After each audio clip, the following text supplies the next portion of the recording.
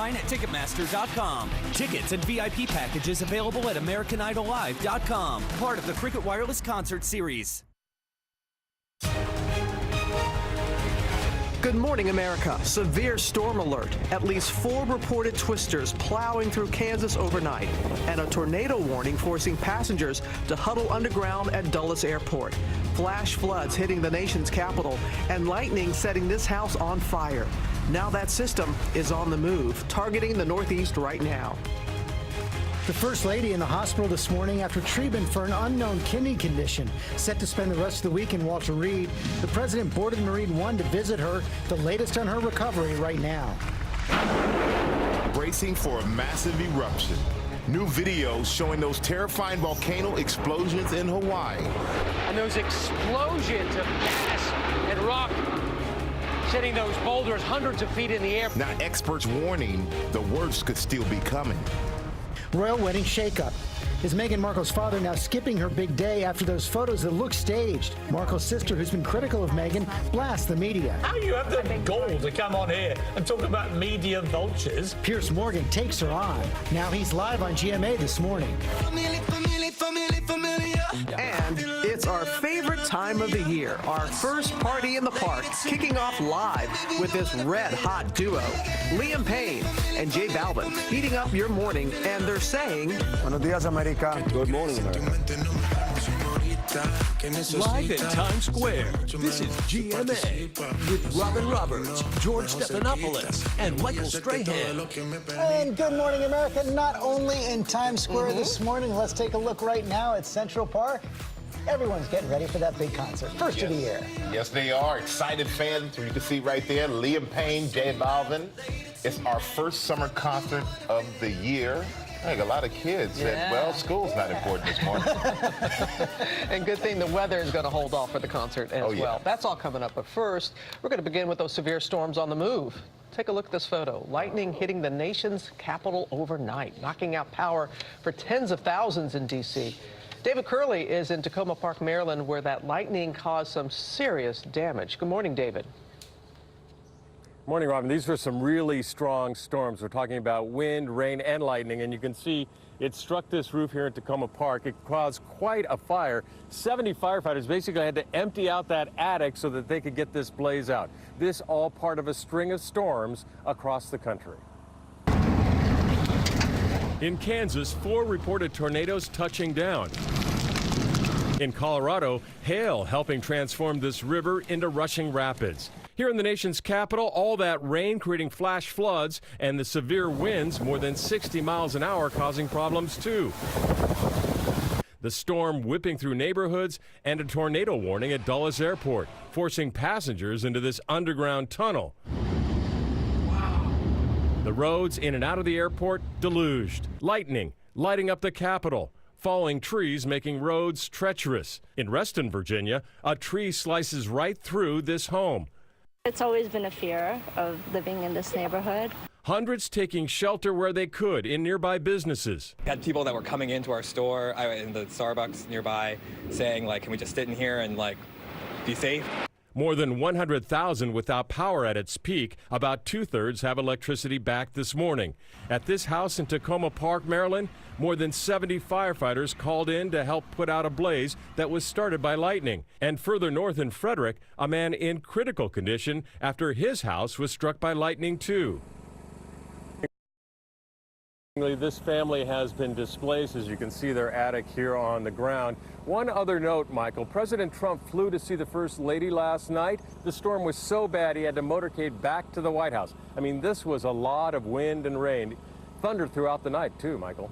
All right, thank you so much for that, David. And that severe weather, it is on the move this morning, heading northeast, Virginia, New York, and Massachusetts on alert. Ginger's been tracking the system. Good morning, Ginger. Good morning, Michael. And that's just the thing. We've shown you what it can do, what it already has done, and where it will be today. So there's no need to duck into a Starbucks because you're going to know ahead of time the area that has to look ahead. So Kansas, this was one of the 6 reported tornadoes from Kansas to Florida. And tornadoes could again happen today because we've got this long stationary / cold and warm front with several pulses of energy, these low pressure systems and vortex vorticity, that spin up in the upper atmosphere, that's going to bring an enhanced risk for northeast Pennsylvania, including Scranton, right through western Massachusetts. Springfield's included there, Hartford, Connecticut, and it really stretches down to D.C. again. So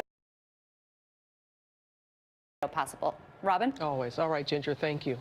Overseas now to another day of protests along Israel's border with Gaza. Dozens killed Monday, the deadliest day there in years. A dramatic contrast to what was happening just 40 miles away as the U.S. opened its embassy in Jerusalem. ABC's chief foreign correspondent Terry Moran is in the West Bank. Good morning, Terry.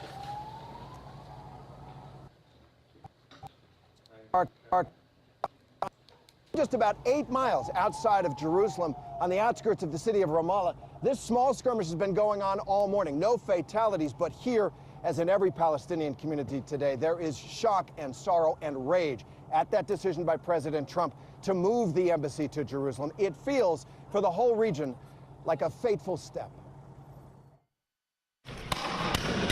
This morning, more clashes between Israeli forces and Palestinians. And a general strike has shut down both the West Bank and Gaza. These communities still seething with of the U.S. Embassy in Jerusalem. It was all smiles there as First Daughter Ivanka Trump did the honors. We welcome you officially and for the first time to the Embassy of the United States here in Jerusalem, the capital of Israel. President Trump speaking via video, beaming with pride. Our greatest hope is for peace. But peace seemed a pipe dream at the Gaza border. An unforgettable scene there. Tens of thousands of Palestinians marched towards the border, urged on by their leaders. Israeli forces used tear gas at first, then opened fire. At least 58 Palestinians were killed, at least 2,700 wounded. Jerusalem, claimed by both Palestinians and Israelis as their capital, has long been one of the most emotional issues in this conflict. The White House refusing to criticize Israel at all for the violence, declaring that the bloodshed is the fault of the Palestinian group Hamas. This is a gruesome and unfortunate propaganda attempt. So you can see behind me here a small fire, some tear gas. Earlier, the Israelis were firing a lot of tear gas in this direction, but the wind has shifted, and so they've calmed down on that. President Trump believes that moving the U.S. Embassy to Jerusalem will actually make peace more likely by taking the city off the table. But for the people here and for virtually every single Palestinian, that makes no sense. They feel Jerusalem a long way off. All right, Terry, we apologize for that technical difficulties, but everyone taking precaution there. It was good to see him wearing the flak jacket as he was. Has to be protected. Yes. Okay, Rob, we're going to move on now to the latest on First Lady Melania Trump. She's at Walter Reed Medical Center this morning after undergoing a surgical procedure for a kidney condition. Our senior White House correspondent Cecilia Vega has the details. Good morning, Cecilia. Hey, George, good morning to you. Not a lot of details so far from the White House. They refuse to say exactly what this condition is that led to the First Lady's hospitalization. But this morning, we are now learning that this was a long-planned procedure. This morning, First Lady Melania Trump remains hospitalized in Walter Reed Medical Center. President Trump boarding Marine One late Monday to pay her a visit. He wouldn't answer questions, instead tweeting, "Successful procedure. She is in good spirits. Thank you to all of the well-wishers." The vice president said the First Lady is recovering. The procedure was a success, and Melania is already on the mend. The news first came in a surprise announcement from the White House. Her office saying Mrs. Trump underwent a procedure for a benign kidney condition and that she will likely remain hospitalized for the rest of the week. Doctors performed an embolization, a procedure to plug up a blood vessel to stop bleeding and slow growth. President Trump was not at the hospital during that procedure. Instead, a senior administration official tells ABC News the president spoke with his wife beforehand and with her doctors immediately after. It comes as we've seen more of the usually private First Lady. From that state dinner last month to last week, in the middle of the night, she was there to welcome home those Americans detained by North Korea. And in the Rose Garden, she unveiled her official policy platform, a public awareness campaign for children called Be Best. Let us teach our children the difference between right and wrong and encourage them to be best in their individual paths in life. As she asked for kindness, the president sat right there looking on, later joining her on stage for a kiss. Now, in 2016, the First Lady told GQ magazine that she lives a very healthy lifestyle with food and exercise. If she remains at Walter Reed for the next 5 days, as expected, George, that will be the longest hospitalization for a First Lady since Nancy Reagan. Oh, my goodness. Okay, Cecilia, thanks very much. Let's bring in our chief medical correspondent, Dr. Jen Ashton, for more on all this. The White House says this has been long planned. So what exactly is an embolization Well, when you talk about an embolization, George, this is not surgery, but it is an invasive procedure. It's done by interventional radiologists with consulting urologists. It can be either elective or emergency, and it selectively and strategically blocks off part of the blood supply to whatever organ is being embolized. That's either to slow growth of a benign mass or tumor, or to stop bleeding in the case of some type of vascular abnormality. But we don't really know what's going on here. We don't know, and I want to be very clear here. To speculate or to suggest that there's something ominous when we don't know why this was done, we don't know the circumstances that it was done. You know, patients can stay in the hospital for pain control. This can be a very painful procedure, and you want to make sure renal function or kidney function is good. But to speculate or suggest anything else, in my opinion, is medically unprofessional and disrespectful to patient privacy. We just don't know, so we have to go by what we do know. Don't know. We all hope she's okay. Dr. Jen Ashton, thanks very much. We're going to stay at the White House. There's more controversy now over the failure to publicly apologize for the brutish comment an aide made about Senator John McCain. The senator's daughter, Megan, addressed how the White House has handled this yesterday on The View. Take a look. People are going to have to answer for their own conscience. When you go on TV, I've never actually gone on TV and lied. I have that liberty in my life. And I think when you go on TV and you say things like this, your belief in right and wrong, people espouse a lot about God and living with values. And when you say things like that, it's what you're going to have to live with at this point. Let's bring in our chief White House correspondent, John Carl, for more on this. And John, the White House appears more concerned about the leak of that comment than the comment itself. Extraordinary. No concern expressed over the comment itself, but a major effort here to get at whoever leaked to the comment. George, take a look at this tweet from the president.